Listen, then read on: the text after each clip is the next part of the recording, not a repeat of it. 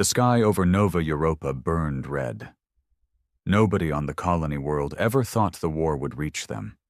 They had fields of blue wheat that rolled under the soft suns, cities full of laughing children, towers that glittered like silver glass. Peace was the only thing they ever knew. But peace is a fragile thing when you're human in a galaxy that never forgets old grudges. The enemy came in sleek, black ships, not bothering to even hail or warn. The first bombs cracked the earth open, tearing apart schools, marketplaces, and every place people thought they were safe. Within an hour, half the cities on Nova Europa were smoke and rubble. General Mara Voss watched it unfold from a bunker deep under New Paris. She clenched her fists so hard her nails drew blood. On the holoscreen above her, feeds from other colonies flickered in, Sigma Prime, Halcyon Reach, even Enoch's Cradle, all burning, all under attack. Humanity's outer worlds were falling one by one, and the enemy didn't even have the decency to make demands. They wanted extermination. Behind her, someone muttered, "Where the hell are the giants?" Mara turned slowly. Lieutenant Brandt, young, fresh out of academy, not yet used to real war. His voice was small, like a child asking where his parents were during a storm. She didn't answer right away. Part of her wanted to tell him the truth. The giants were gone. Lost to history. Stories parents told their kids to make them proud of their ancestors. Huge humans, bred for strength, endurance, rage, so big that a normal soldier barely came up to their waist. They were built when Earth first realized it wasn't the top of the food chain anymore. But Mara wasn't in the mood for fairy tales or comforting lies. "They're coming," she said. "They always come when it's bad enough." Brandt swallowed, not fully believing. But he nodded, hope flickering in his tired eyes. The floor shook as another bomb hit somewhere close. Dust rained from the ceiling, and the lights flickered. Mara grabbed her rifle from the wall and motioned to the others. "Move," she barked. "We hold Sector 9 until evac shuttles get the civilians out. I don't care if it's the end of the world. You hold the goddamn line." Soldiers scrambled, loading weapons, checking armor, slamming magazines into rifles with shaking hands. They all looked like ghosts, pale and hollow-eyed under the harsh lights. Mara strapped on her helmet, hiding her fear under layers of steel and discipline.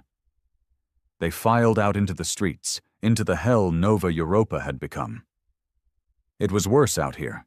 Bodies littered the ground.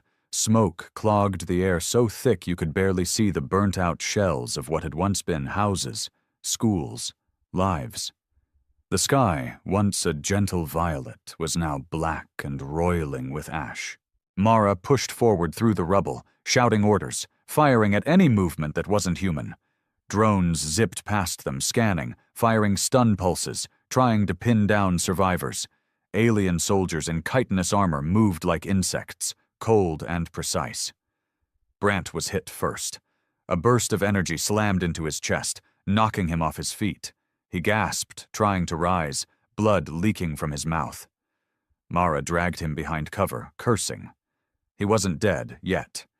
But the way he blinked up at her, confused and scared, she knew he wouldn't make it without a medic. "Giants," he whispered again, before passing out. Mara's throat tightened. For a second, she wanted to scream, to howl at the sky for help, for backup, for anything. And then the ground really started to shake. Not from bombs, from footsteps. Heavy, thunderous, earth-cracking footsteps. Mara froze. So did everyone else. The enemy, the drones, even the damn smoke seemed to hesitate. From the dust and ruin beyond the cratered buildings, massive figures began to appear. Human figures, but not like any normal humans. Towering at nearly 20 feet tall, their armor gleamed dark and dented from 1,000 battles. Massive rifles were slung casually over their shoulders like toys. Their faces were scarred, brutal, determined. The giants had come. One of them, a woman with a shaved head and a long plasma scar running down her arm, stomped into view. She carried a hammer as tall as a man, crackling with raw energy. Her voice boomed over the battlefield, loud and furious. "You hit our worlds," she roared. "Now you face our wrath!" And with a deafening roar, the giants charged. Mara barely had time to process what was happening before the battlefield exploded into chaos. The giants hit the enemy lines like a tidal wave of metal and fury. The alien soldiers who had moved so carefully, so methodically before, now scattered like ants under a boot. The giant woman with the hammer swung it once, and the blast knocked a dozen of the chitin-armored invaders into the air like rag dolls. Another giant, a massive man with shoulders wide as tanks, ripped a drone out of the sky with one hand and crushed it into sparking debris. Mara stared, stunned. She had heard the old stories. Who hadn't? Stories of the Titan Project, when Earth's last hope against a conquering alien empire had been to create warriors too big, too strong, and too stubborn to be stopped. But she had always thought it was ancient history, old propaganda videos to make people feel proud. She had never dreamed they were real. "Move!" someone shouted into her comm, dragging her back to reality. Mara shook herself and grabbed Brant under the arms, hauling him toward the fallback point. Around her, soldiers rallied. You could feel the fear draining from them, replaced by something else. Something wild, fierce. Hope. Gunfire rattled and flashed all around them. The enemy was trying to regroup, but the giants tore through their formations like they were nothing. One of them scooped up a broken armored vehicle and hurled it across a whole street, smashing a command unit that had been barking orders from the rear. Mara ducked behind the shattered remains of a fountain, laying Brant down carefully. He was unconscious now, but breathing. Good enough for now. She turned back to the fight, heart pounding. The giant woman, people were already starting to call her Hammer over the comms, strode right into the teeth of the enemy advance. Plasma blasts hit her armor and barely scorched it. A squad of alien commandos charged at her, thinking they could bring her down with sheer numbers. They didn't last 3 seconds. The hammer came down once, twice, 3 times, and each strike sent shockwaves that cracked pavement and sent bodies flying. "Holy shit," Mara muttered. "Get the civilians out." Hammer roared over the battlefield, somehow hearing and speaking into every soldier's comlink at once. "We'll cover you." Mara didn't need to be told twice. She barked orders, and her squad snapped into motion, moving wounded and civilians toward the last shuttle pad. As she ran, she kept stealing glances back at the giants. They weren't just fighting.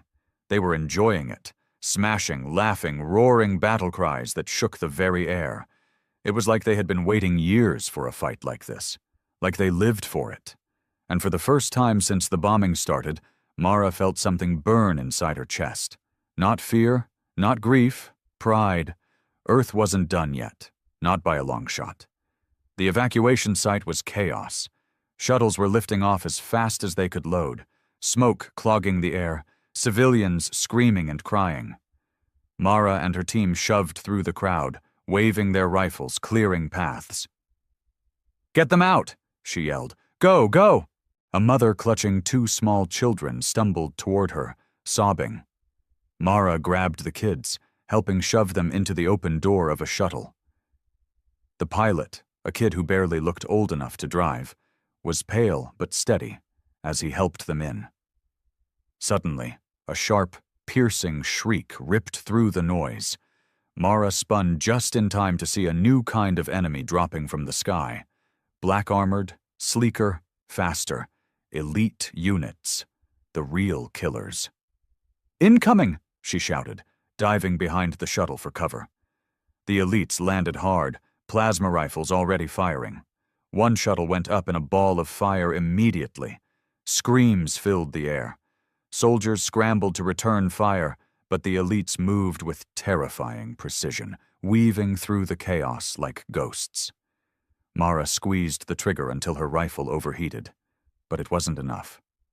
There were too many, too fast, and then another giant landed. Not walked, landed. A shadow fell over Mara, and she looked up to see him falling like a meteor, crashing into the ground with a thunderous boom that split the earth. He rose up, towering over the battlefield, eyes glowing behind his battered helmet. This one was different from the others. Older, meaner. His armor was a patchwork of old battles, scars of wars fought and survived. His voice, when it came, was like thunder rolling over a mountain. "You think you can wipe us out?" he growled. "You think you can bomb our children and walk away?"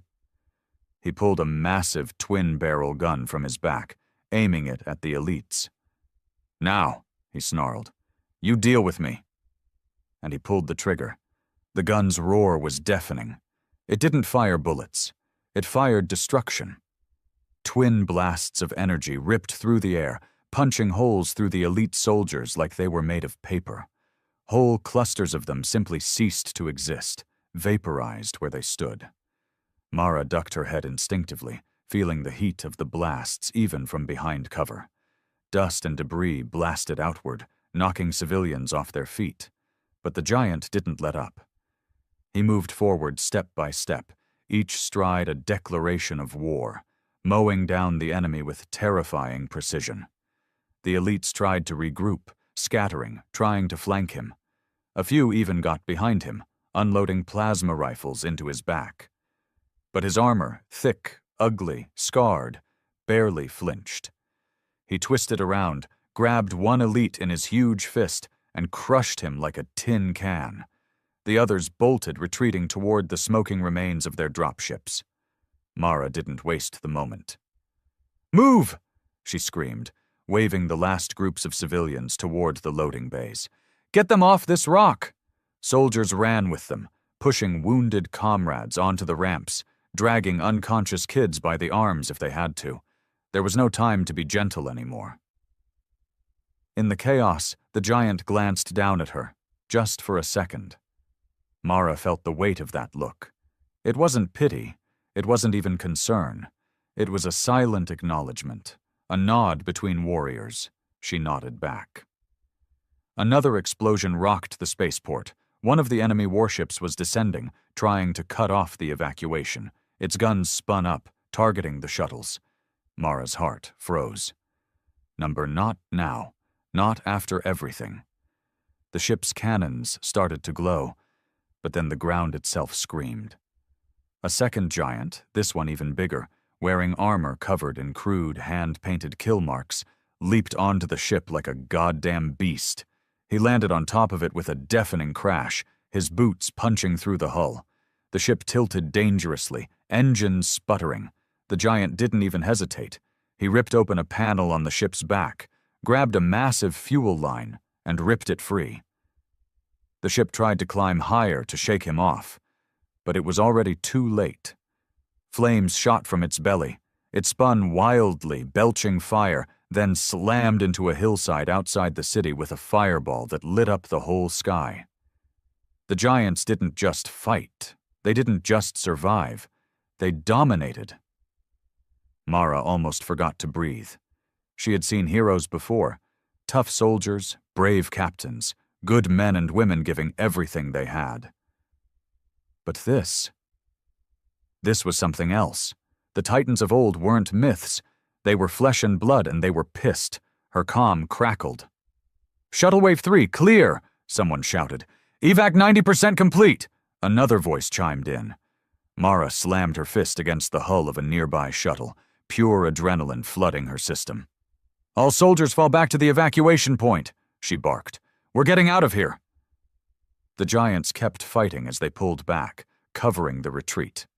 The woman with the hammer, everyone was calling her now like it was her damn birth name, planted herself between the enemy forces and the shuttle pad, swinging her hammer in brutal, perfect arcs. Sparks and blood sprayed every time it connected. The giant with the twin-barrel gun, some were calling him Grim now, stood just ahead of her, firing in short, controlled bursts, cutting down anything that tried to flank.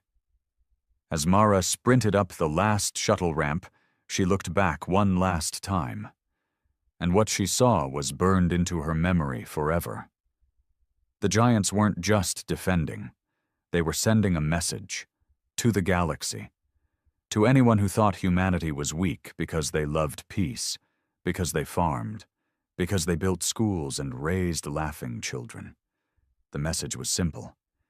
If you come for humanity's children, humanity will send its monsters after you. The shuttle lifted off with a roar, the colony shrinking below them into a burning, broken landscape. Mara slumped into a seat, heart hammering, sweat soaking her armor. She looked out the window one last time. Down below, through the smoke and flame, she could still see them. The giants, holding the line, standing tall, unbreakable. Brant stirred beside her, groggy and pale. "Giants," he croaked. Mara smiled grimly. "Yeah," she whispered. "Giants." And for the first time since the bombs fell, she believed they might actually win. The shuttle rattled and groaned as it climbed through the atmosphere, a mess of wounded civilians and shell-shocked soldiers packed into every available seat. Smoke from Nova Europa still clung to the ship's underside, like a second skin. Mara sat near the hatch, clutching her rifle even though she didn't expect to use it anymore. Old habits died hard. Brant was strapped in next to her, pale but stable now, an IV drip hooked to his arm. His fingers twitched restlessly, like he was still dreaming about the battle. Across the cabin, murmurs started to rise, people whispering, dazed, trying to make sense of what they'd seen. "They were real," someone kept saying over and over. "I saw one rip a tank in half with his bare hands." "They saved us." Mara tuned it out. Her mind was stuck on what she had witnessed. Those giants, those monsters, weren't just soldiers. They were something else. Something humanity had hidden away, maybe even from itself. The shuttle's pilot's voice crackled through the overhead speakers.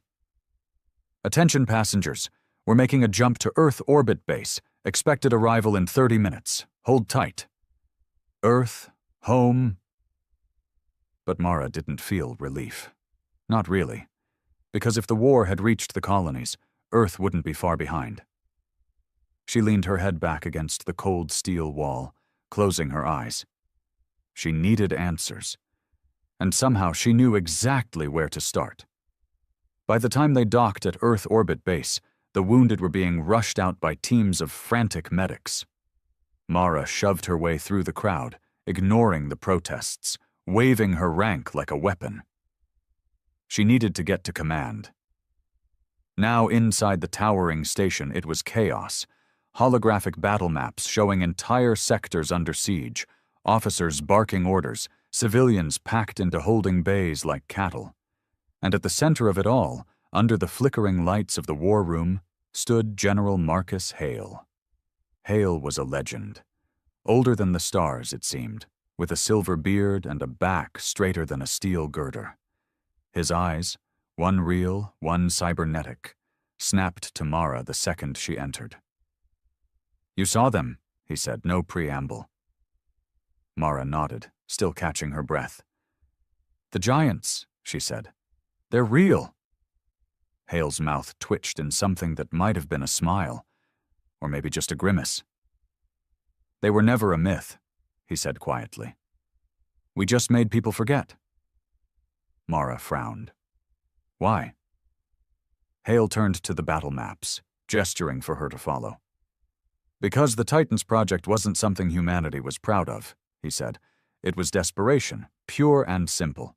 When Earth first made contact with the galactic civilizations 2 centuries ago, We realized real quick we weren't the apex predators anymore.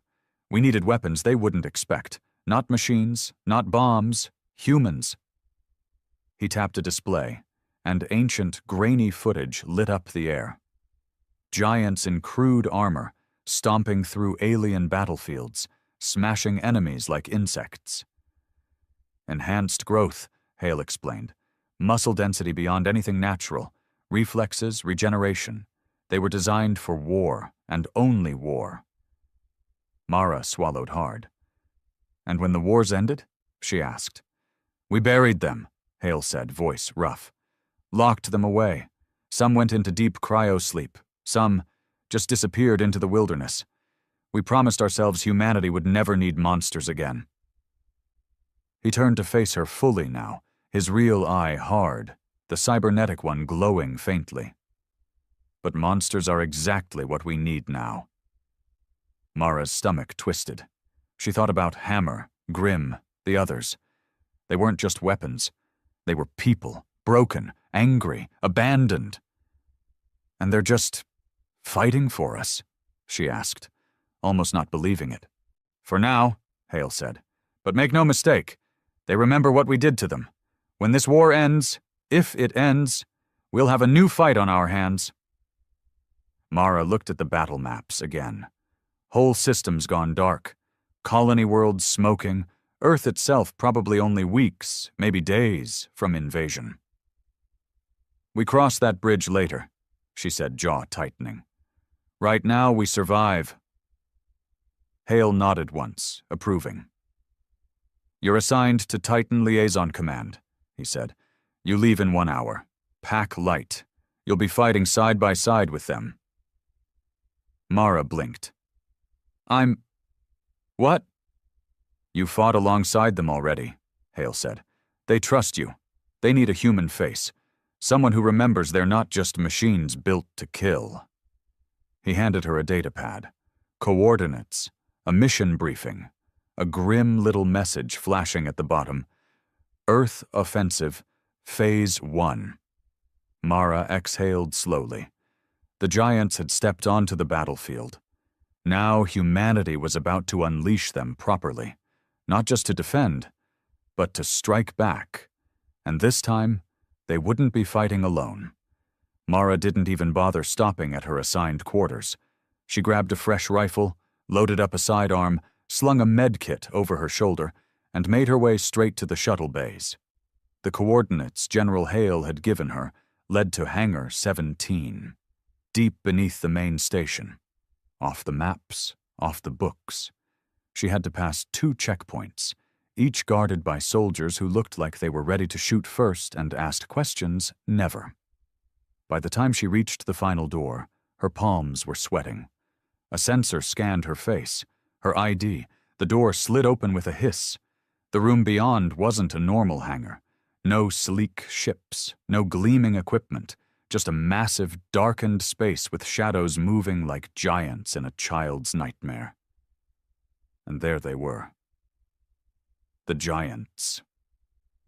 Mara felt her throat tighten as she stepped in. Up close, they were even more terrifying. Their armor wasn't polished or standardized like a normal army's. It was a patchwork of old battle gear, scavenged tech, and personal trophies. Skulls, markings, scratches from battles so old nobody even remembered their names. Hammer stood near the center, her enormous hammer resting casually against her shoulder.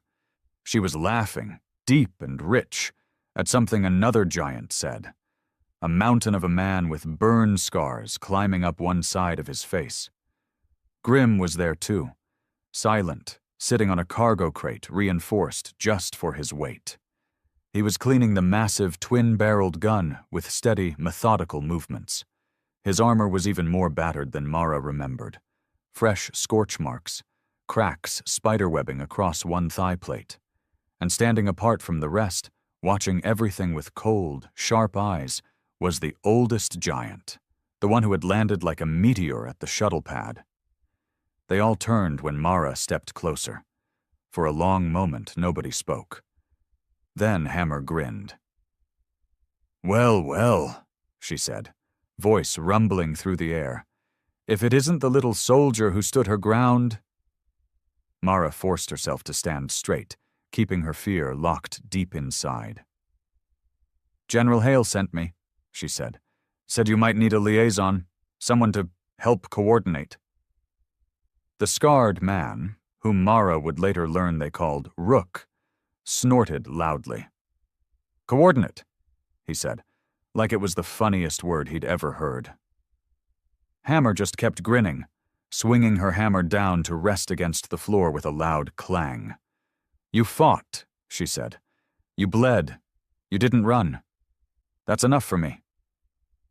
Grim looked up from his weapon, studied Mara with those cold, unreadable eyes. Then he gave a single, slow nod. The oldest giant stepped forward now, towering over Mara like a mountain come alive. His armor creaked with old weight. His voice, when he spoke, was a low growl. Name's Warden, he said. I lead this pack. You stay sharp, you stay honest, and you might live through what's coming. Mara nodded stiffly. What is coming? She asked. Warden glanced back at the others, then turned his gaze to the far wall, where a battered hologram flickered into life. It showed the enemy fleet, hundreds of ships, thousands of ground troops, and one massive command vessel at the center, a ship so big it blotted out the stars behind it. The enemy's making a push for Earth, Warden said. But they won't hit it straight. They'll strike the lunar shield array first. Take that down, and Earth's defenses will crumble like paper. Mara stared at the map, heart pounding. If we lose the moon, she whispered. We lose everything, Warden finished grimly. Hammer stepped forward, slamming her hammer's head into the deck for emphasis. That's why we're not going to let 'em, she said, fire in her eyes. Mara looked at them, this motley crew of half-forgotten titans, and felt a strange, fierce hope burning in her chest. They were rough, brutal, half-wild, but they were humanity's best chance. Warden turned back to her. We're moving in 2 hours, he said. No backup, no cavalry, just us. And me, Mara said firmly. Warden's mouth twisted into something that might have been a smile or a warning. Yeah, he rumbled. You too, little soldier. The giants moved into action, prepping their brutal gear, checking their oversized weapons. Mara found herself swept up in their orbit, half terrified, half thrilled. She wasn't just fighting to survive anymore. She was part of something bigger, something ancient and furious, something humanity had buried because it was too dangerous to live with. And now they were setting it loose on the galaxy. 2 hours later, Mara found herself crammed inside a drop shuttle that felt more like a missile with seats. The giants barely fit. Hammer was hunched over, her huge hands gripping the restraints like she might rip them clean out of the wall. Rook sat cross-legged, his massive rifle resting across his knees. Grim stood, because no way was he folding himself into one of the seats, silently bracing against the hull. And Warden just stared straight ahead, helmet in his lap, his old eyes burning like coals. The shuttle rattled as it cut through the blackness of space. Ahead, the lunar shield array hung over the silver surface of the moon, 12 colossal towers linked by glowing energy lines. Right now, those shields kept Earth safe from orbital bombardment. But already Mara could see enemy ships swarming around the array, hammering the defenses with endless barrages. Fighters zipped back and forth like angry hornets. Explosions flared every few seconds. A voice crackled over the comms. All units, this is command. Array breach in progress. Enemy forces penetrating outer defense lines. Immediate reinforcement requested. Repeat, immediate reinforcement requested. Mara tightened the straps of her harness and checked her rifle one last time. She wasn't going to sit this one out, even if she felt tiny compared to the monsters riding with her. The pilot's voice came over the cabin speakers. Brace for combat drop in 30 seconds. The giants barely reacted, They just shifted slightly, like bears waking from a nap. Mara tried to slow her breathing, tried to quiet the voice in her head screaming, "You're about to die, you're about to die," but it didn't work. Instead, she focused on Warden. If he wasn't worried, neither was she. The light above the hatch turned red, then yellow, then green. The doors blew open with a scream of decompression, and the giants jumped. No fancy landers, no support teams, just them, hurtling through vacuum straight at the lunar array like falling gods. Mara unbuckled herself and sprinted after them, heart hammering. She'd been issued a mag-grav pack, ugly, heavy tech strapped to her back, that let her steer her fall. Barely. She tumbled through the void, Earth rising huge and blue behind her, gunfire lighting up the moon's surface below. She could see the battlefield now, enemy infantry swarming across the array's control towers, defense turrets firing blindly into the night, human soldiers pinned down, outnumbered, outgunned. It was a massacre, until the giants hit the ground. Warden slammed down like a meteor, landing on a squad of enemy soldiers and sending bodies flying. Hammer crashed through the roof of one of the shield generators, roaring like a beast, her weapon swinging in brutal arcs.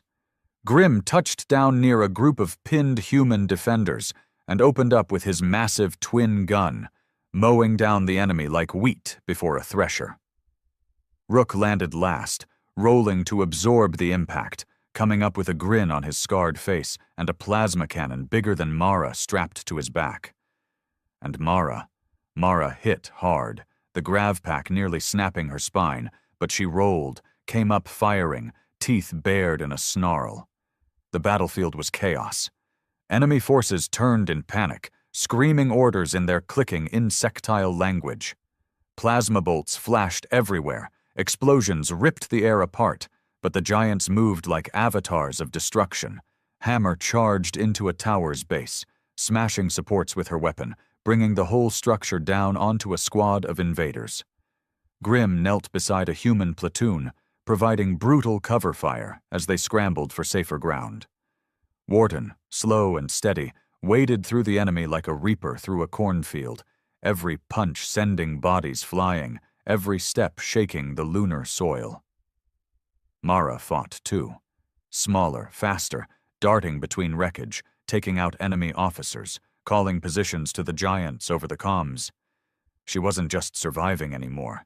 She was part of the damn fight.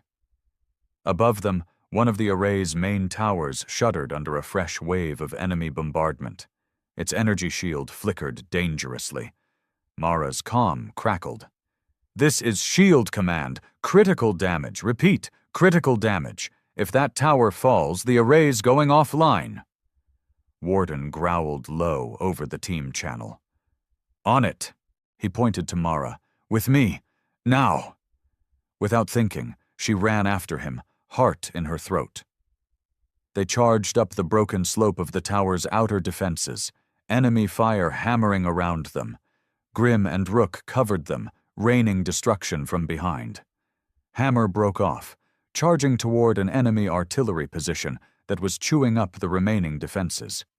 Mara skidded behind Warden, following his massive frame as he smashed through the tower's front gates with his bare hands. Inside, it was worse. Enemy troops crawling over the control nodes like termites, tearing apart the shield systems. Warden didn't hesitate. He roared, a sound so deep it made Mara's bones vibrate, and tore into them. Mara backed him up, shooting anything that moved, dropping grenades into clusters of enemy engineers, holding the stairwells. Her rifle overheated twice, but she kept moving, kept fighting. They fought their way to the tower's core. And there, standing over the shield generator, was something different. A tall alien commander, wrapped in black armor, holding a weapon Mara had never seen before, a twisted, jagged staff pulsing with dark energy. The alien turned, eyes glowing with hate. Warden let out a low snarl. "You!" he growled. "You're the one behind this?" The alien commander smiled, a horrible, knowing smile, and raised the staff. The real fight was just beginning. The alien commander moved first, faster than anything that size should have been able to. The dark staff slashed through the air, sending a shockwave of energy screaming toward them. Warden shoved Mara aside without hesitation, planting himself directly in the path of the attack. The blast hit him square in the chest, knocking him back a step. But only a step. He straightened slowly, steam rising from his battered armor. And he smiled. It was the kind of smile that promised someone was about to die. Mara scrambled to her feet, heart pounding so hard she could barely think. Her rifle was fried from overuse, useless now, but she drew her sidearm, hands steady through sheer force of will. She knew she couldn't take that alien in a straight fight, but she wasn't going to stand there doing nothing. Warden rolled his massive shoulders, letting out a low, rumbling growl that filled the ruined tower chamber. The alien hissed something in its harsh tongue, the staff flaring with pulsing black light. Then Warden charged. It was like watching a mountain come alive. He hit the alien with a shoulder smash that cracked the floor beneath their feet. The staff clanged to the side as Warden grabbed the commander and hurled him through a reinforced console like it was cardboard. Mara moved, firing shot after shot into enemy troops still clustered around the generator. They were trying to overload it, trying to bring the whole shield down manually now that their leader was busy. "Cover the core," Warden barked over the comms, not looking away from the commander struggling to rise. Mara threw herself into it, diving behind the generator, using every dirty trick she knew, kicking out knees, firing point blank, smashing skulls with the butt of her pistol. Warden and the commander clashed again, brutal and ugly. The alien staff lashed out, scoring deep gouges in Warden's armor, but Warden answered with his fists, massive, unstoppable. He fought like he didn't care about pain anymore, like he had made peace with it a long time ago. The whole tower shook with the force of their battle. Outside, Mara could hear Hammer over the comms, shouting in triumph as she destroyed the artillery positions. Grimm's voice was calm and cold, reporting kill counts as he laid down suppressive fire. Rook's laughter echoed like a wild thing. They were winning. They just had to survive a little longer. The alien commander twisted, pulling something small and sharp from its belt. A grenade, shaped like a jagged crystal. It flashed blood red in its hand. Mara's heart stopped. He's going to blow the core. Without thinking, she sprinted forward past burning wreckage and pools of blood, shouting at the top of her lungs. "Warden, grenade!" Warden didn't hesitate. In one brutal motion, he grabbed the alien by the throat, lifted him clean off the ground, and threw him straight up into the air. The alien detonated mid-flight, a brilliant crimson flare lighting the shattered tower. Shards of black armor rained down like ash. But the blast rocked the whole structure. Cracks spiderwebbed across the shield generator. Systems screamed alarms in a dozen languages. It wasn't enough to destroy it, but it had wounded it badly. Mara skidded to the generator, heart racing, slamming into the control panels, trying to override the meltdown sequence. Come on," she muttered, fingers flying across the keys. Warden stomped over, his armor smoking, blood dripping from a dozen shallow cuts. "Can you stop it?" he growled. Mara shook her head grimly. "Not for long. Maybe 5 minutes. Maybe less." Warden didn't even blink. "That's enough," he said. He turned back toward the shattered doorway, where the remaining enemy forces were regrouping outside. Reinforcements, no doubt, called by the explosion. He looked at Mara. "You stay with the core. You keep it alive." His voice was pure iron. "We'll hold them."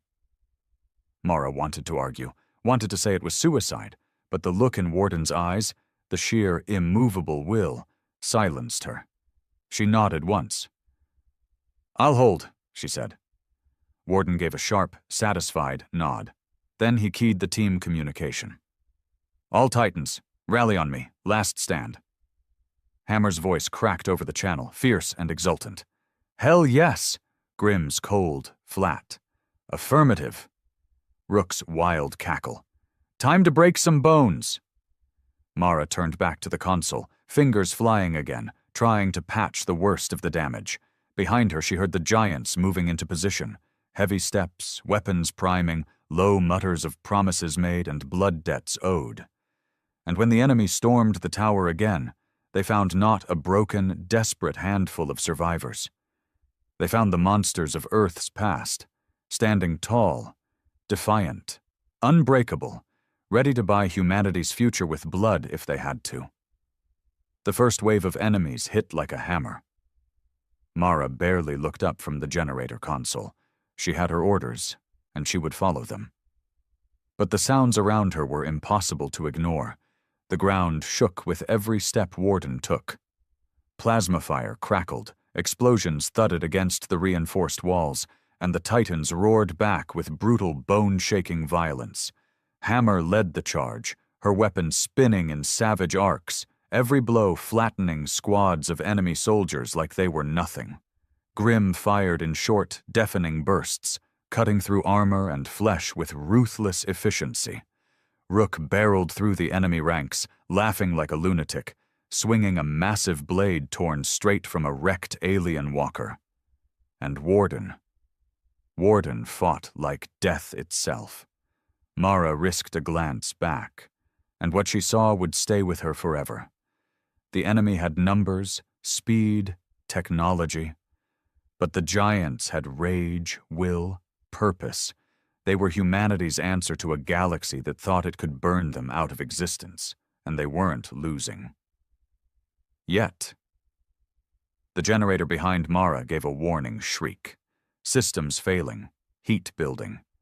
She swore under her breath, fingers flying faster, patching, rerouting, praying. 2 minutes, she shouted into the comms. Warden caught her eye across the chaos. He nodded once, calm, certain. He wasn't planning to survive this. None of them were. The enemy changed tactics. New elites poured in, sleek, black-armored assassins, moving like liquid death.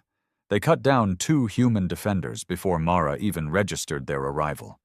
Hammer saw them first. "Stay on the core!" she bellowed at Mara. Then she charged. One by one, the giants intercepted the elites. Grimm took 3 shots to the chest and still kept coming. Rook lost an arm at the elbow to a plasma blade, but roared with laughter and beat his attacker to death with the stump. And Hammer fought like the earth itself was angry through her. But it wasn't enough. The elites moved faster, tighter. They didn't fight to win the battle. They fought to reach the generator, to finish what their dead commander had started. Mara fired every shot she had, emptying her sidearm, grabbing a fallen rifle, burning her hands as she kept firing. But more and more of them slipped past. Too many. Too fast. Warden saw it, too, and he made a decision. He turned away from the fight, sprinting toward Mara, scooping her up under one massive arm like she weighed nothing. "What are you?" she gasped, struggling. He didn't answer. He ran, straight to the generator core. With his free hand, he punched through the control panel, into the pulsing, wounded heart of the shield system. Sparks showered down around them. "Warden, no!" Mara screamed, finally understanding. He looked down at her, and for the first time, she saw something gentler in his eyes. Regret, pride, maybe even hope. "Monsters built to fight," he said, voice a low rumble. "But still human, always human." Then he shoved her away, hard, sending her sprawling toward the far wall. Before she could scramble back up, Warden stepped into the generator's core. The system reacted instantly, feeding on his bioelectric field, his enhanced body, his sheer, impossible will. The shields flared back to full strength in a sudden, blinding wave, burning through enemy troops like a cleansing fire. The explosion that followed wasn't a blast, it was a birth. Light erupted from the tower, a pillar of raw energy that tore through the enemy fleet orbiting the moon, frying circuits, blinding sensors, shattering ships like glass. Every soldier on the battlefield stopped and stared, human, alien, giant alike, frozen by the sheer impossible sight. Earth's shield was alive again, stronger than ever, and Warden was gone. Mara lay there, stunned, as the last enemy troops broke and fled, scattering like insects before a flood. The giants stood in the wreckage, battered, bleeding, alive. Hammer dropped her hammer to the ground, the weapon landing with a final, exhausted clang. Grim knelt beside the spot where Warden had disappeared, bowing his head. Rook just stared at the sky, silent for the first time Mara had ever seen.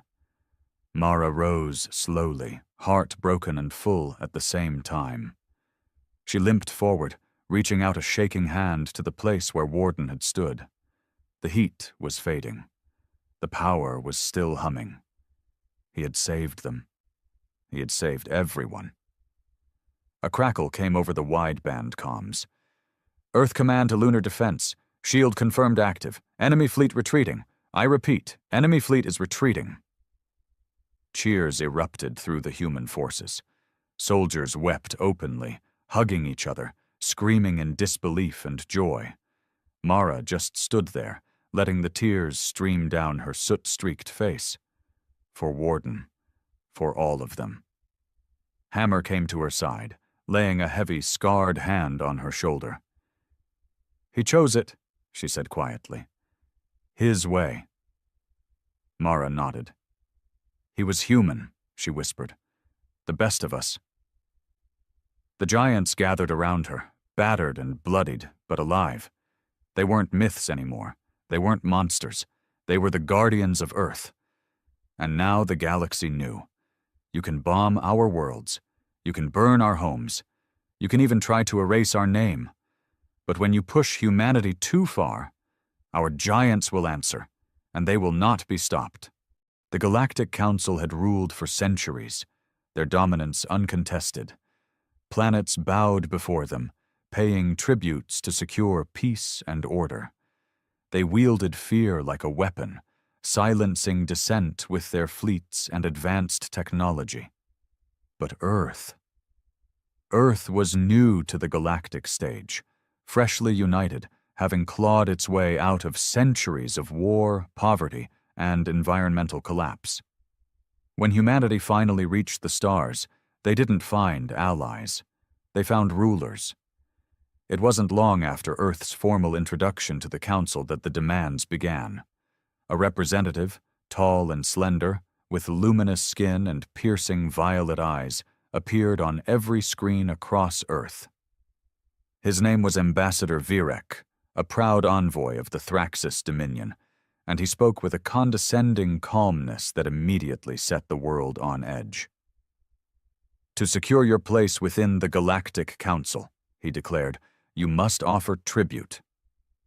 10% of your planetary resources annually and your most advanced technologies will suffice as a sign of allegiance. Refusal will be interpreted as defiance."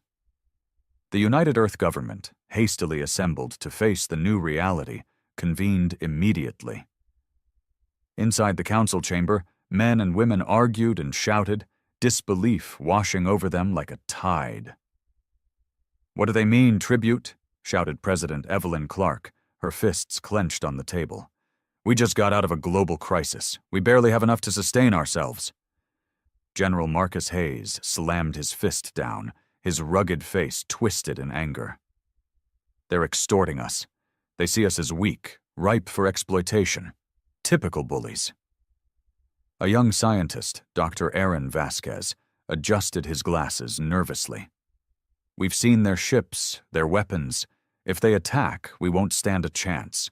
We're technologically outmatched by at least 1,000 years."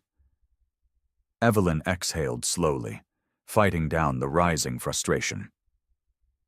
"Then we have to be smarter. If they're underestimating us, we can use that. We need to send them a reply, one that makes it clear we're not their puppets." The reply was broadcast a day later. President Clark's face, calm and resolute, appeared on every screen across Earth and the wider galaxy. Her words were simple but firm. "Humanity does not kneel. We will not pay tribute. We are willing to negotiate as equals, but we will not be subjugated. Any hostile action will be met with resistance." Ambassador Virek appeared shortly after, his tone dripping with contempt. "You misunderstand your position. This is not a negotiation. Prepare to be pacified." As the transmission cut, panic rippled through the public, but in the council chamber, Evelyn remained composed. "They'll come to make an example of us. We have to be ready." General Hayes nodded grimly. "We'll give them a fight they'll never forget." Across Earth, preparations began. Scientists worked tirelessly to enhance their fledgling space fleet. Engineers fortified planetary defenses, and strategists planned guerrilla tactics in space. Humanity knew it couldn't match the Council's strength head-on, but they didn't need to win. They just needed to make the cost too high. The Council dispatched a small fleet to teach Earth a lesson, confident that their superior firepower would crush the upstart species. As the Armada approached, sensors lit up with the unmistakable signatures of alien dreadnoughts and fighters. But Earth had a plan. The first wave of Council ships met a barrage of electromagnetic pulses, scrambling their systems and leaving them drifting helplessly.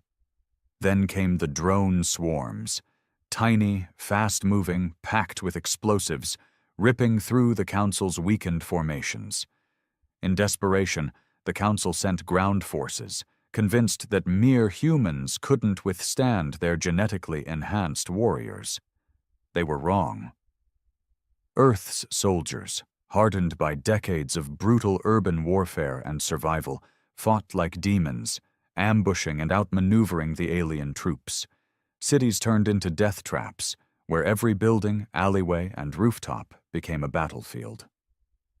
When the smoke cleared, the Council's forces were in disarray. Their pride had cost them dearly, and their arrogance had blinded them to the tenacity of a species that had fought itself to the brink of extinction, and survived. From the ashes of battle, humanity sent a final message to the galaxy.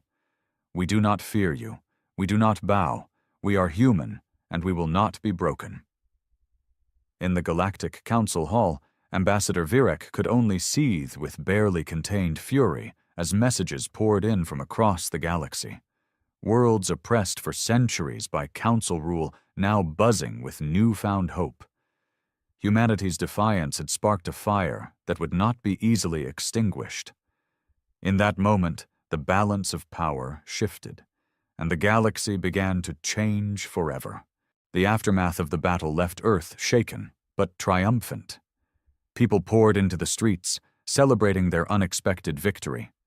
News channels replayed footage of the Council ships plummeting from the sky, and the internet buzzed with stories of brave soldiers and ingenious engineers who had made the victory possible. President Clark, however, remained tense. In the Council chamber, she convened an urgent meeting with General Hayes and Dr. Vasquez. "They'll be back," she said flatly, her face stern despite the triumph all around. "That was just a probing attack. We humiliated them. They can't let that stand." General Hayes grunted in agreement. "They'll come with their full might next time. We need to be prepared to defend not just Earth, but the entire solar system." Dr. Vasquez leaned forward, tapping his tablet nervously. "I've been analyzing the data from the wreckage. Their technology is advanced but surprisingly rigid. They didn't expect our adaptability or unconventional tactics. That's our advantage. If we can reverse engineer some of their systems, we might stand a better chance." Evelyn nodded. "Do it. Put every available scientist on it. We have to learn everything we can before they regroup." A sense of urgency gripped the planet. Factories roared to life, churning out ships and weapons around the clock. Brilliant minds gathered in makeshift labs, poring over alien tech, desperate to crack its secrets. The people of Earth didn't sleep much during those weeks, and neither did their leaders. As the pressure mounted, whispers began to spread among the populace, fears that the Council's retaliation would be cataclysmic. Conspiracy theories swirled, claiming that humanity's defiance had signed their death warrant. Evelyn knew she had to address the growing fear before it unraveled their fragile unity. Standing before the cameras once more, she spoke directly to the people. "We did not choose this fight. We were threatened and told to kneel, and we refused. Yes, the danger is real, but we will not surrender our freedom or our dignity to fear. We are human, we endure, we innovate, and most importantly, we stand together." The speech resonated across the world, rekindling the determination of a species that had faced annihilation before and survived. Meanwhile, deep in space, the Galactic Council was reeling from the humiliation. In the Grand Chamber, the ruling members argued furiously. Ambassador Virek, his pride bruised and reputation tarnished, struggled to maintain his composure as others demanded answers. "How did a primitive species outmaneuver our elite forces?" shouted Lord Caldrax, a monstrous being with shimmering scales and a voice like grinding stone. "This disgrace stains us all." Virek's jaw clenched. "We underestimated them. Their resourcefulness caught us off guard. But rest assured, I have initiated a full-scale retaliation. We will wipe them from existence and make an example of them." From the shadows of the council chamber, a new voice interjected, a low, calculating tone that sent shivers through the room. "Are you certain that erasing them is the wisest course?" The speaker was Minister Zorath, a cunning strategist whose influence spread like a web across the council. He stepped forward, his pale, segmented face twitching with intrigue. "The humans have demonstrated a peculiar trait, an unyielding spirit that turns adversity into advantage. If we crush them, they become martyrs. But if we subdue them through cunning and assimilation, their resistance will falter." Virek hesitated, knowing Zorath's reputation for ruthlessness and manipulation. "What do you propose?" "Subversion," Zorath purred. "Offer them peace. Dangle the illusion of cooperation while we infiltrate and destabilize their leadership. We'll fracture their unity from within, turning them against one another. When they crumble, we'll absorb what remains without expending unnecessary resources." The council murmured in agreement, some impressed by the devious plan, others wary of its complexity. Virek forced himself to nod, hiding his distaste for Zorath's methods. "Very well. Let us see if these humans are as clever as they believe." Back on Earth, as preparations continued, reports arrived of an incoming message from the Council, this time far more diplomatic in tone. Evelyn and her team gathered to listen as Ambassador Virek's image appeared on the screen. "People of Earth," he began, his voice strained but polite. "The Galactic Council acknowledges your spirit and determination. We extend an offer of peace. Join us as allies, share your knowledge, and prosper alongside the galaxy. Hostilities are unnecessary when unity can be achieved." The room fell silent, disbelief etched on every face. General Hayes scoffed. "That snake is lying through his teeth. They don't want peace. They want submission." Evelyn narrowed her eyes. "They've changed their approach. They think they can manipulate us now that brute force failed." Dr. Vasquez interjected cautiously. "If they're serious about peace, we should at least consider hearing them out. We can't survive a full-scale war." Evelyn remained thoughtful. "If they're offering peace, we'll listen. But we won't be blind to their intentions. Set up a secure channel and prepare for negotiations. Let's see just how genuine their offer really is." Across the galaxy, tensions simmered. Humanity's defiance had sparked not just outrage, but a sense of admiration among oppressed worlds. Secret messages began arriving from other planets, hints of rebellion brewing in the shadows. And as Earth braced for whatever came next, the galaxy watched with bated breath, unsure whether humanity's fierce independence would ignite a revolution or lead to their destruction. The secure channel was established, and President Clark sat before the screen in the council chamber, her face calm and unreadable. General Hayes stood beside her, his jaw clenched, while Dr. Vasquez monitored the transmission, ready to intercept any potential data leaks or cyber intrusions. Ambassador Virek's image flickered to life. This time his demeanor was more controlled, almost respectful, though his eyes still held that familiar glint of superiority. "President Clark," he began smoothly, "I must commend your people's resolve. It is rare for a newly integrated species to display such formidable spirit.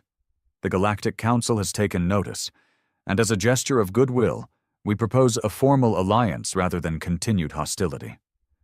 Evelyn raised an eyebrow, keeping her tone measured. "An alliance built on coercion and threats isn't an alliance. It's subjugation. We're not interested in being vassals." Virek nodded slowly, as if conceding the point.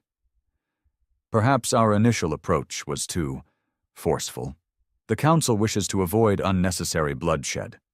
If Earth agrees to certain terms of cooperation, technology sharing, and resource contributions, we can guarantee your world's protection and inclusion in galactic trade."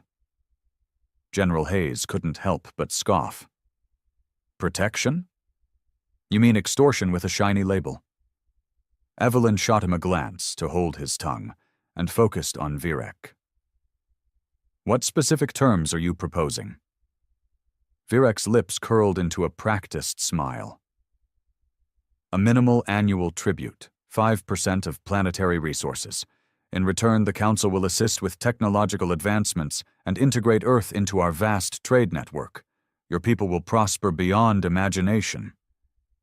There it was, the hook wrapped in false promises. Evelyn knew it wasn't about prosperity.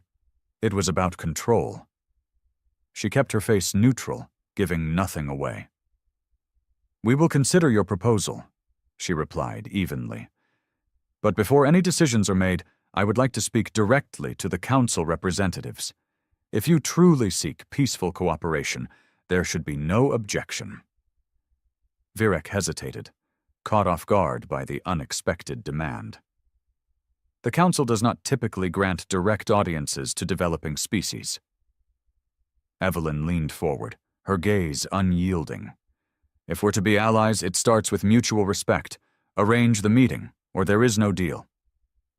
Virek's face twitched, irritation slipping through his diplomatic mask. "Very well. I will make the arrangements. Expect communication within the next solar cycle." As the transmission ended, Evelyn turned to Hayes and Vasquez. Her expression hardened. "They're trying to wrap us in a pretty lie while keeping the leash tight. We can't fall for it." Hayes grunted in agreement. "Let me guess. While they're talking peace, they're probably mobilizing a bigger fleet behind the scenes." Vasquez tapped his screen, displaying intercepted signals and encrypted data packets. "I think you're right. We've picked up strange transmissions between their fleets and nearby systems. Something big is being organized. They're not just trying to subdue us. They're preparing for total occupation." Evelyn clenched her fists. "They're playing both sides, pretending to negotiate while getting ready to crush us. We have to buy time and make them think we're considering their offer. Meanwhile, we'll ramp up our defenses and finalize the reverse engineering projects." The council chamber buzzed with controlled chaos as orders were given. Scientists intensified their efforts to decode alien tech, working around the clock to develop hybrid systems, melding human ingenuity with the advanced alien designs. New fighter prototypes emerged, sleek and deadly, equipped with repurposed council shielding and weaponry. As the preparations continued, whispers of rebellion grew across the galaxy. On distant worlds, messages trickled in. coded transmissions from resistance cells and dissidents inspired by Earth's defiance. One such message came from a planet called Volera, a harsh mining colony notorious for brutal council oversight. "This is Commander Draven of the Voleran Resistance." The message crackled through the speakers, the voice rough and determined. "Your stand against the Council has given us hope. We are prepared to strike at their supply lines, but we lack the firepower. If Earth aids us, we can cripple their logistics and buy you time." General Hayes looked at Evelyn, his eyes fierce with determination. "If they're willing to fight, we should help them. An uprising in their backyard would force the Council to divide their attention." Evelyn considered it carefully. "We can't afford to spread ourselves too thin, but if we share what we've learned about disabling their systems, they might have a fighting chance without us risking our own forces." Hayes nodded. "Agreed. We'll send them the data and a few tactical suggestions. If they hit hard and fast, it'll cause chaos." The reply to Volara was sent, and the waiting game began. Evelyn knew the Council was growing impatient, but she needed every second to strengthen Earth's defenses. Public morale remained high, but beneath the surface, tension simmered. People knew they were living on borrowed time. One evening, as Evelyn looked out over the city from her office, Vasquez approached with a grim expression. "Ma'am, we've detected a new fleet moving toward our system, 5 times larger than the previous one. They're coming for us." Evelyn nodded, determination hardening her resolve. "Then we make them regret it. Activate all defensive measures. Mobilize the fleet. It's time to show the galaxy that humanity doesn't just survive, we fight." As the skies darkened with looming alien ships, Earth's unified forces prepared to make their stand. From every corner of the globe, soldiers steeled themselves for battle, engineers fortified defenses, and civilians whispered prayers. In the silence before the storm, Evelyn addressed the planet one more time. "They're coming to break us because they fear our spirit. But remember this. We didn't choose this war. They did. And if they think Earth will fall quietly, they're about to learn the hard way. Humanity never surrenders." The roar of defiant cheers echoed through the city streets as humanity braced itself for the ultimate test, one that would determine not only their fate, but the fate of a galaxy yearning to be free.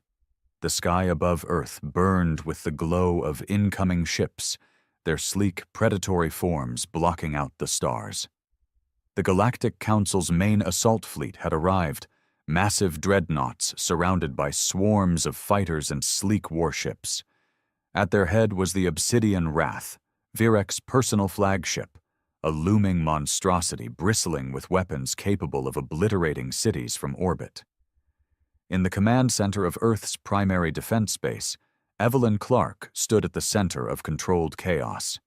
Screens flickered with tactical data, and anxious voices filled the air as officers coordinated defense strategies. General Hayes was barking orders, his face a mask of grim determination, while Dr. Vasquez furiously analyzed energy signatures from the alien ships. "They're forming a blockade," Hayes reported. "They'll try to isolate us before launching ground assaults." Evelyn nodded, her expression calm but intense. "We can't let them pin us down. Are the orbital mines deployed?" "Yes, ma'am," Hayes confirmed. "Once they hit the inner perimeter, we'll detonate. It won't destroy the dreadnoughts, but it'll cripple their fighter screens." Vasquez interrupted, eyes fixed on his data. "Ma'am, I've been analyzing their energy patterns. I think they're using a centralized power relay for their shielding, a weakness. If we hit the relay with a concentrated burst, it could bring down the entire defensive grid." Evelyn's eyes narrowed. "Can you pinpoint it?" Vasquez brought up a schematic, highlighting a central node buried within the flagship. "It's heavily protected, but a precise strike could do it. We'd need to get a ship in close. Suicide run." General Hayes grunted. "I'll find a pilot. Someone who's willing." Evelyn shook her head. "We can't ask anyone to make that sacrifice. We'll rig one of the drones for remote control. Get the engineering team on it now. As preparations unfolded, Virek's voice crackled through the speakers, his tone dripping with superiority. "People of Earth," he announced, "you've demonstrated defiance, and for that I offer one final chance to surrender. Kneel, and your cities will be spared. Resist, and you will burn." Evelyn stepped forward, her face appearing on the broadcast. "Ambassador Virek, your threats don't frighten us. You came to conquer and found a people who refuse to be broken. If you want Earth, you'll have to take it by force, and you'll pay in blood." The connection cut abruptly, and Virek seethed on his flagship's bridge, surrounded by officers too afraid to speak. "Send the first wave," he hissed. "Level their defenses." From the fleet, fighter squadrons poured forth, racing toward Earth's orbit. Automated turrets lit up the sky, blasting away at the incoming ships. Some fighters broke through, strafing orbital platforms and targeting satellites, but the mines activated, detonating in a fiery cascade that tore through their ranks. Earth's own fleet surged forward, ragtag but fierce, retrofit ships with human ingenuity woven through alien designs. They moved unpredictably, weaving and spiraling, exploiting the rigid formation-bound tactics of the Council. The hybrid fighters, nimble and vicious, ripped into the enemy's flanks, leaving the Council commanders scrambling to adapt. On board the Obsidian Wrath, Virek seethed as reports came in. "Why are they holding us back? This should have been over by now." A subordinate bowed his head. "Their tactics are unconventional. They're not engaging directly. They're using hit-and-run methods and targeting our smaller vessels." Virek bared his teeth. "Fools! Deploy the siege cannons. Burn their capital to the ground." The massive dreadnought's cannons glowed ominously, charging with a low hum that vibrated through the air. On Earth, sensors screamed with warnings. Hayes shouted, "They're targeting the city! If those cannons fire, we're finished!" Evelyn turned to Vasquez, her voice sharp.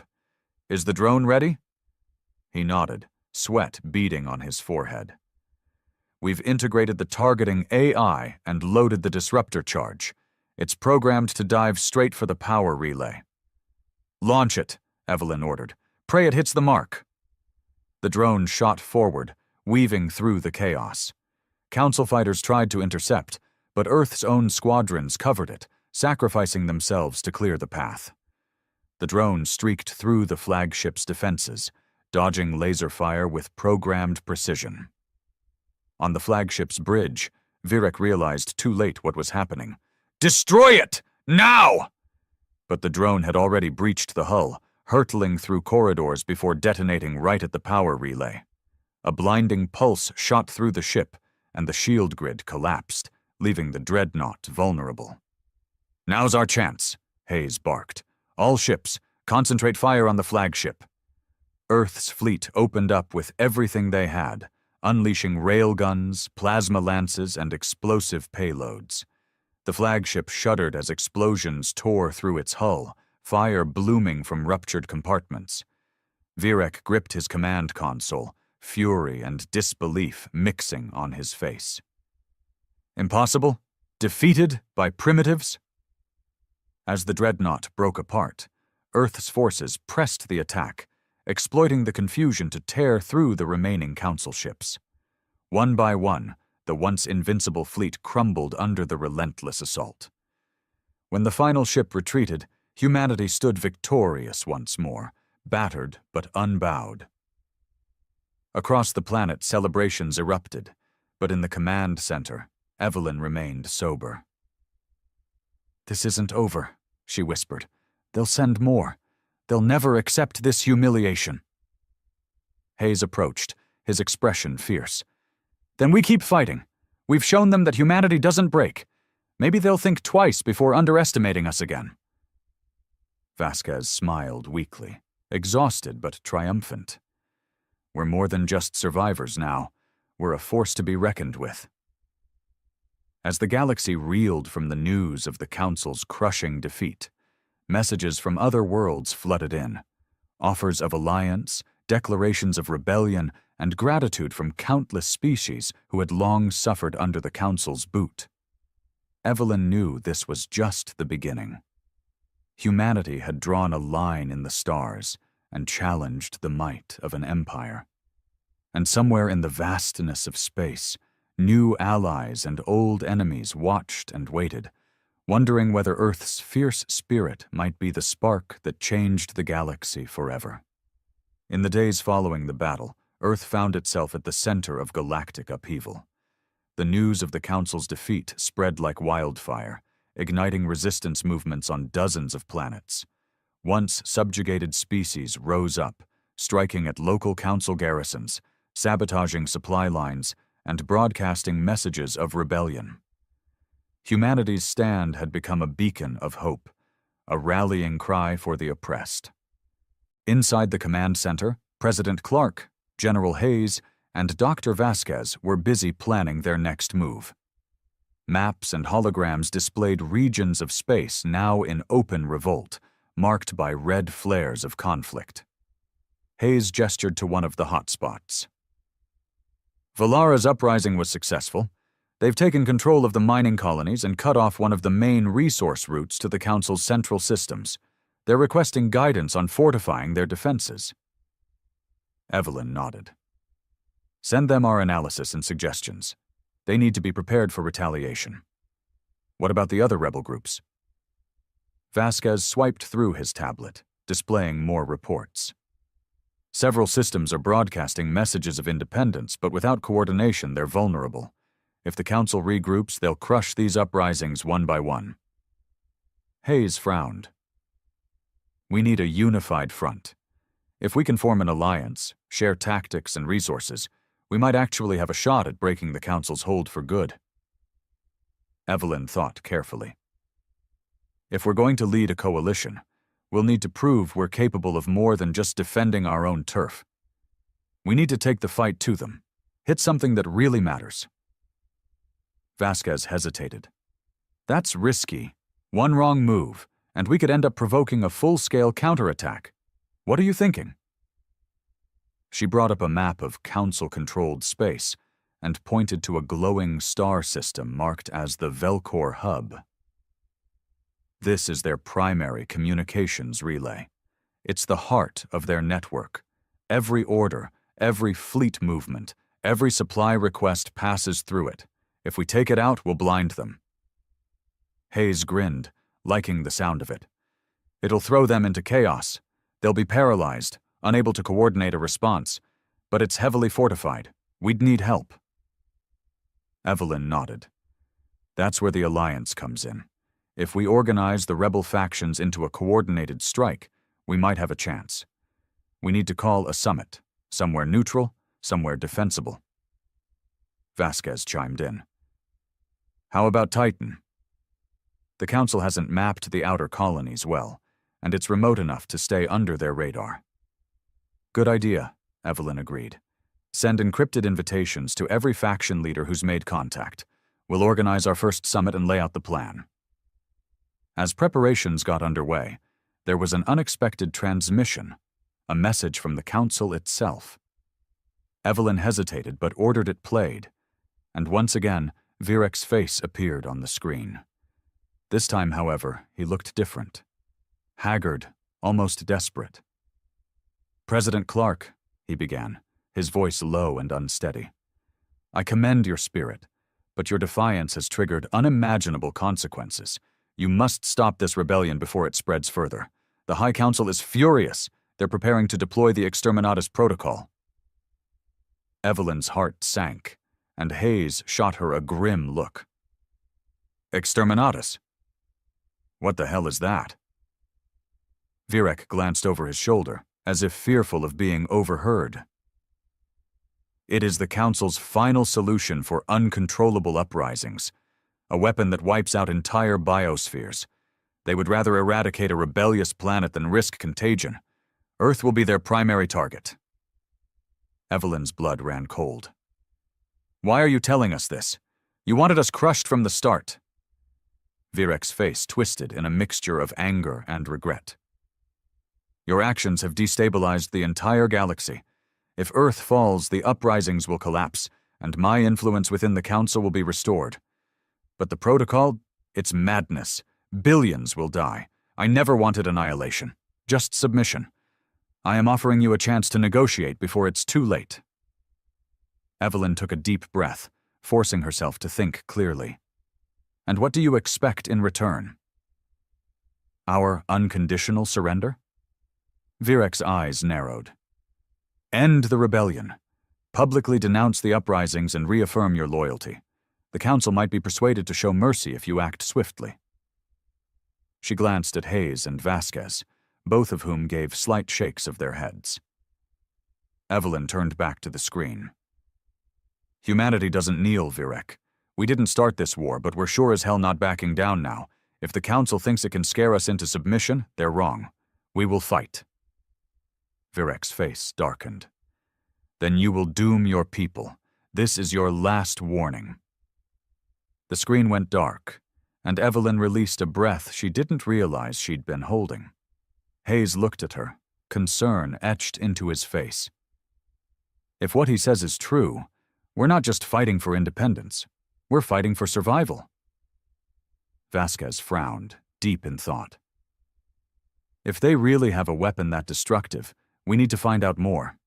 Maybe there's a way to disable it, or at least a way to track its movements. Evelyn straightened.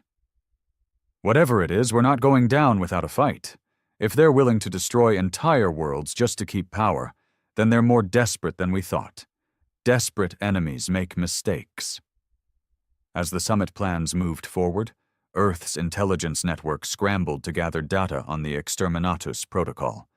Meanwhile, rebel factions from across the galaxy cautiously responded, intrigued and inspired by Earth's leadership. Titan's surface bustled as makeshift meeting halls were set up, guarded by Earth's soldiers and rebel volunteers. Ships from diverse worlds arrived, carrying delegates, warriors, and leaders who had once thought themselves alone in the fight. As Evelyn prepared to address them, she knew that humanity's next move would determine not just their fate, but the fate of countless worlds. In the face of annihilation, they had one choice: unite the oppressed, strike back with coordinated force, and make it clear to the galaxy that Earth would not be extinguished. The Council wanted submission or death. Humanity would give them neither. The summit on Titan was like nothing humanity had ever witnessed.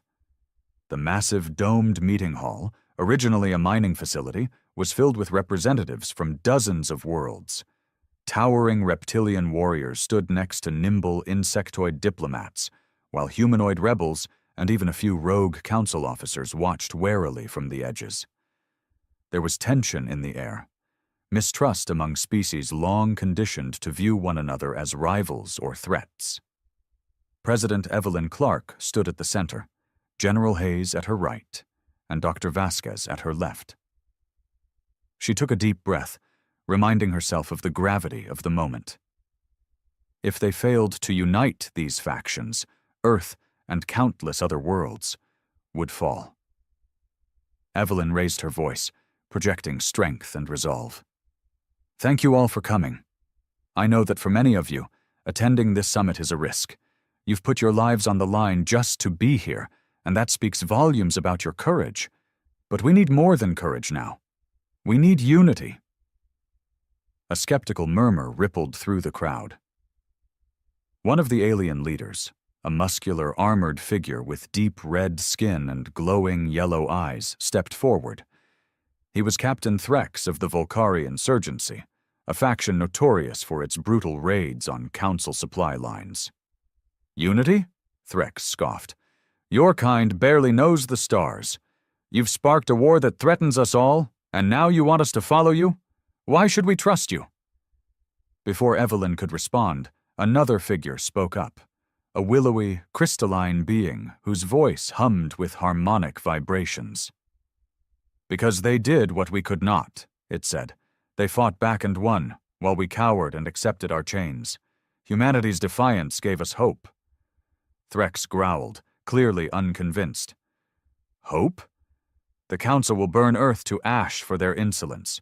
We need to save ourselves, not follow doomed fools." General Hayes stepped forward, his gaze unflinching. "You're wrong.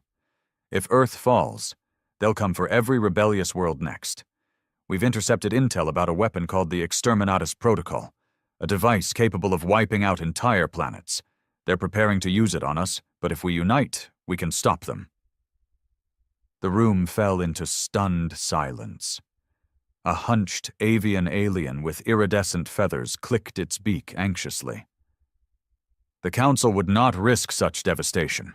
Their power relies on maintaining order, not annihilation." Vasquez pulled up the intercepted transmission logs, projecting them for everyone to see. Virek's desperate warning and the threat of extermination played out on the screen, and uneasy murmurs filled the hall. Evelyn pressed on.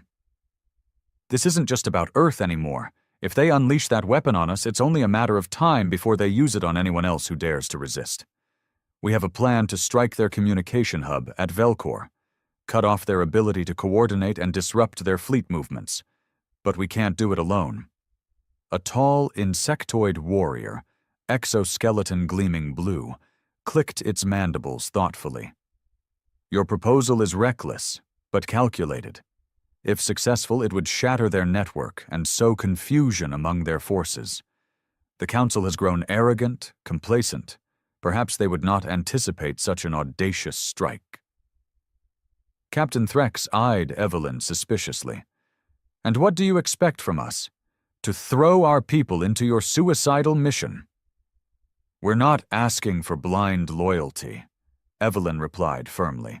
"We're asking for a coordinated effort. You know your own strengths and your own territories. Use them. Hit the supply lines while we attack Velcor. Harass their fleets and force them to spread thin. If we fracture their command structure, we can dismantle their empire piece by piece." A murmur of agreement began to ripple through the crowd. The crystalline diplomat hummed a resonant note. "It is time to make them fear us as they have made us fear them. I will commit my fleet to the assault on Velcor." One by one, representatives pledged their forces and resources. Even Captain Threx grunted reluctantly.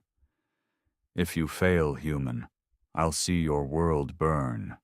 But if you succeed, perhaps the galaxy will remember the Volcari as liberators, not raiders." Evelyn didn't flinch. "We're all fighting for our future, our survival. This is bigger than any one species. Together we can break their hold on us." As the summit concluded, strategic plans were drawn up, and messages were sent to rebel cells across the galaxy. Coordinated attacks were planned on multiple fronts, designed to overwhelm the Council's forces and leave the Velcor hub vulnerable. Earth's hybrid fleet was retrofitted with new tech shared by their newfound allies: plasma shields from the Volcari, pulse disruptors from the crystalline beings, and maneuvering thrusters from the avian engineers. Back on Earth, factories ramped up production of the new designs, while communication relays hummed with updates from allied worlds. The galaxy was waking up, and the Council could no longer ignore the growing rebellion. As the fleets assembled in deep space, Evelyn found a quiet moment to reflect. General Hayes approached, his face stern but thoughtful. "Never thought I'd see the day when half the galaxy looked to us for leadership." She gave him a wry smile. "Neither did I. But here we are. They're counting on us to pull this off." He nodded. "We'll make it happen. I've seen what our people can do when their backs are against the wall. We don't break." A sharp tone interrupted their conversation. A message from Dr. Vasquez. He looked pale, eyes wide with urgency. "Ma'am, we just intercepted a high-priority signal. The Council's flagship is moving toward Velcor, along with the weapon. They're bringing the Exterminatus Protocol to secure the hub." Evelyn's stomach dropped. "They're baiting us. They know we're coming."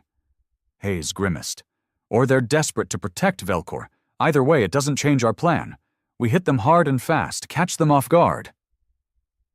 Evelyn took a deep breath. Then let's not waste time. Signal the fleet. Operation Dawn Strike is a go. It's time to take back our galaxy. As the rebel armada surged toward Velcor, the stars seemed to burn brighter, reflecting the fierce determination of countless beings united by one cause: freedom. The final battle loomed ahead, and the fate of more than just humanity rested on the outcome. But one thing was certain. The Council had underestimated Earth for the last time. The Allied fleet surged through the void, a sprawling armada of ships from dozens of worlds, each vessel a symbol of defiance against the Galactic Council's tyranny. At the center of the formation were Earth's hybrid warships, sleek and deadly, their reinforced hulls gleaming under distant starlight. Behind them, Volcari raiding craft weaved in and out, accompanied by crystalline cruisers emitting a faint, harmonic glow. On the command deck of Earth's flagship, the Resolute Dawn, President Clark stood alongside General Hayes and Dr. Vasquez, monitoring the tactical displays. Velcor loomed ahead, a colossal station encircling a gas giant, surrounded by orbiting defense platforms and Council warships. At the heart of it all was the Obsidian Wrath, Virec's personal dreadnought, now carrying the Exterminatus protocol. Hayes adjusted his headset, barking orders. All squadrons, maintain formation. Shield units, prepare to intercept fighter swarms. Long-range artillery, lock onto the flagship. We have to disable that weapon. Vasquez, his hands moving rapidly over the controls, gave an update. Their comms are fluctuating. Rebels across the sector are launching diversionary attacks. It's working. Their coordination is fractured. Evelyn nodded, steeling herself. Good. If we're going to break them, it has to be now. Suddenly the view screen flickered to life, and Virec's face appeared, his expression fierce and resolute. Earthling, he spat, barely masking his contempt. You've rallied traitors and cowards to your side, but it will not save you. The Exterminatus protocol will be unleashed, and your world will be nothing but ash. You will die knowing your defiance doomed your people. Evelyn met his glare with cold defiance. We'd rather die on our feet than live on our knees. You've ruled through fear for too long, Virek. Today, that ends. His eyes narrowed. Then prepare for oblivion. The transmission cut, and the battle erupted. Council warships surged forward, weapons blazing. Explosions lit up the void as Allied ships darted through the chaos, forming attack formations. Earth's fighter squadrons split into wings, targeting weak points in the defense grid, while Volcari raiders dove headlong into enemy lines, spewing plasma and magnetic bombs. The Obsidian Wrath loomed at the center, its massive cannons charging ominously. Vasquez's voice trembled with urgency. The Exterminatus weapon is activating. Energy readings are spiking. They're targeting Earth. Evelyn's stomach twisted. We need to take it out, now! General Hayes barked into the comms. All artillery units concentrate fire on the dreadnought. Drone swarms, disrupt their targeting systems. A wave of automated drones surged toward the flagship, detonating against its shields in fiery bursts. The dreadnought's cannons pulsed with crimson energy, drawing power from the station's reactors. One of the Allied ships, a crystalline frigate, took a direct hit and disintegrated, its fragments scattering like shattered glass. Vasquez's voice crackled through the comms. If they complete the charging sequence, it's over. We need to breach the dreadnought and disable the core manually. Evelyn glanced at Hayes, her mind racing. Send in a boarding party, our best soldiers. If they can't disable it, no one can. Hayes relayed the order, and within moments, Earth's elite strike force, Ghost Team, was deployed. The boarding pods rocketed through the chaos, slamming into the Obsidian Wrath's hull. Sergeant Connor Reeves led the team, his voice steady despite the tension. We're in, he reported, cutting through to the core. Resistance is heavy. Inside the dreadnought, chaos reigned. Virek's guards fought viciously, but the human soldiers moved with brutal efficiency, using guerrilla tactics perfected through decades of urban warfare on Earth.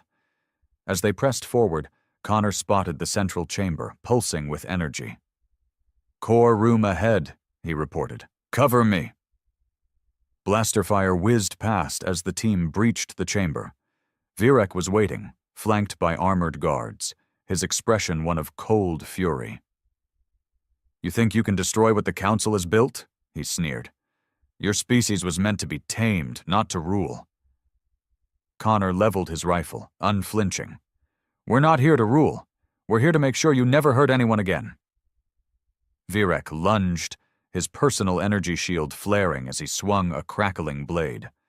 Connor barely managed to parry, gritting his teeth as the blade sizzled inches from his face.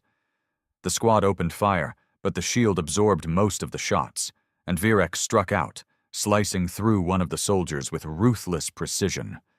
As the fight raged on, Connor noticed the exposed power conduits leading to the core. Gritting his teeth, he signaled the team. "Set charges on the conduits! Take this bastard down!" The soldiers moved with precision, laying explosives while Connor held Virek's attention. The ambassador's movements were fast and lethal, but Connor's determination was unyielding. With a final, desperate lunge, Connor drove his combat knife into Virek's shoulder, disrupting his shield long enough for the squad to unload a full volley at point-blank range. Virek staggered, eyes wide with shock, and collapsed. "Charges set," one of the soldiers called. Connor activated the detonator, and the core erupted in a violent chain reaction, the lights flickering and systems failing. He opened a comm line back to the Resolute Dawn. "Mission complete. The weapons disabled. We're getting the hell out." The team rushed back to the pods as the dreadnought began to tear itself apart. In space, the flagship's energy output spiked erratically, and suddenly the massive ship detonated, a blinding explosion that left nothing but debris. On board the Resolute Dawn, Evelyn and Hayes watched as the enemy fleet hesitated, their command structure shattered. The Allies pressed the advantage, breaking the blockade and sending the remaining ships into disarray. A cheer erupted on the bridge as Vasquez reported, "The Velcor hub is broadcasting chaos. Council communications are down across the entire sector. They're in complete disarray." Evelyn allowed herself a smile, the weight of victory settling over her. "Send the message to all Allied systems. The Council's hold is broken. The rebellion is officially a war of liberation." As messages of triumph poured in from Allied fleets and rebel planets, Evelyn looked out at the debris-strewn stars, knowing the fight wasn't truly over. The Council was wounded, but not defeated. Yet this victory had proven one thing beyond doubt. Humanity and its allies would not be silenced. They had fought back against tyranny and survived. Now the galaxy knew. No empire, no matter how ancient or powerful, could ever break the spirit of those who refused to kneel. And somewhere in the galaxy, the surviving Council members gathered, plotting their next move, fearful of the fire they had ignited, a fire that threatened to consume their entire empire.